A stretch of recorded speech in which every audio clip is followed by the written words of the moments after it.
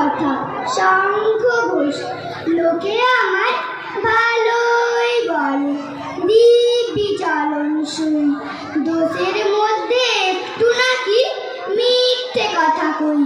ঘাটশিলাতে যাওয়ার পথে ট্রেন ছুটেছে যখন, মায়ের কাছে বাবার কাছে করছি বকুন বকুন। হঠাৎ দেখি মাঠের মধ্যে চলন্ত সব গাছে এক এক রকম ভঙ্গি ফোটে, এক এক রকম নাচে। ও মা, দেখো নৃত্যনাট্য। যেই বলেছি আমি, মা বকে দেয়, বড্ড তোমার পেরেছে ফাজলামি। চিড়িয়াখানার নাম জানো তো? আমার সেজো মেশো আদর করে দেখিয়েছিলেন পশুরাজের কেশো। কদিন পরে চুল খসানো, দেওয়াল জুড়ে কি ঠিক অবিকল সেই রকমই মূর্তি যেন দেখি।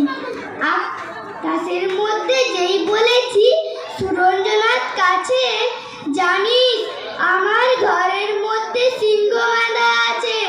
শুনতে পেয়ে দিদিমণি অমনি বলেন, শোনো, এসব কথা আবার যেন না শুনি কখনো। বলিয়া তাই সেসব কথা সামনে থাকি খুব, কিন্তু সেদিন হয়েছে কি এমনি বেয়াকুব। আকাশ পড়ে আবারও চোখ গিয়েছে আটকে, শরৎ মেঘে দেখতে পেলাম রবীন্দ্রনাথকে। নমস্কার।